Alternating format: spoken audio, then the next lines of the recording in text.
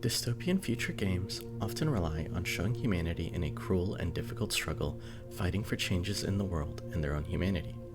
But what would happen if a game decided to highlight humanity through a perspective that shifts away from humans and their struggles? Stray, an adventure platformer that was released in 2022, has players control an orange cat and explore a dystopian future in City 99, a city completely devoid of humans. It is through this complete lack of human presence that Stray differs significantly from other games in its cyberpunk theme, and highlights an entirely different perspective on humanity itself.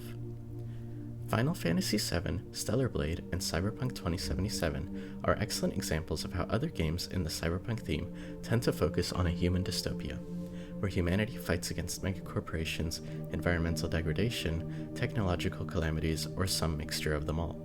Issues that stem from humans themselves and are thus resolved or tackled by humanity itself in some context.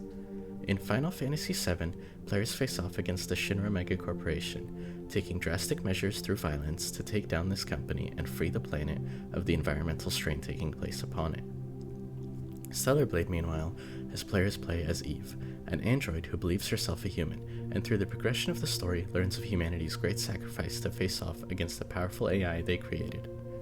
In Cyberpunk 2077, players grasp V's dire situation, slowly dying to a prototype technological chip created by the megacorporation Arasaka.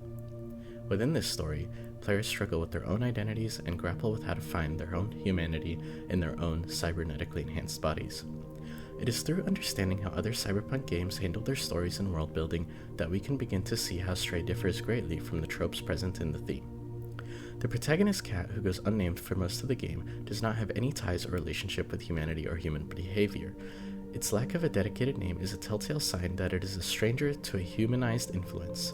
The closest the protagonist gets to a name is often nicknames the robots provide to it, such as Little One. The cat, or Little One from here on out, is completely disengaged with the human world for a majority of the story, and does not know or even have the ability to know about its influence on the world.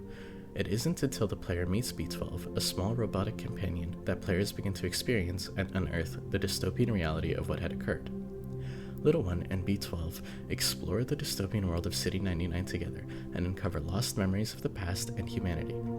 Kagan Smith highlights an important point in seeing how humanity is represented in a unique yet cyberpunk way in Stray. She states, the city's history, as told through BlueTwelve's personal history, revels both in the destructive qualities of the bad humans in charge and the empathetic and revolutionary qualities of the good humans who fought against that destruction. This commentary from BlueTwelve allows the players to understand that some cyberpunk tropes are still present in Stray. There is political commentary on the impacts and destruction the capitalist world has caused, and this present divide between bad humans, referencing the upper class, and the good humans, referencing the lower to middle class who fought for change.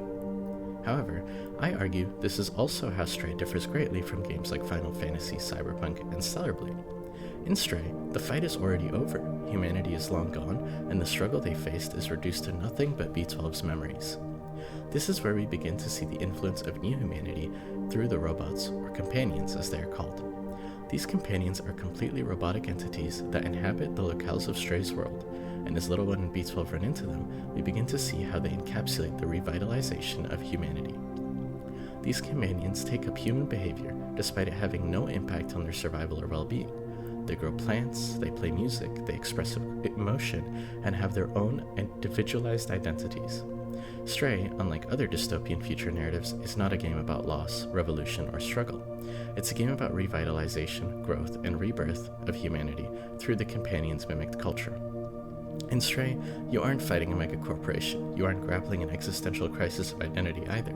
At the end of the day, Stray is a game where you adventure to find your friends, and the world around you tells a story of humanity as we currently know it and as it may become in the future.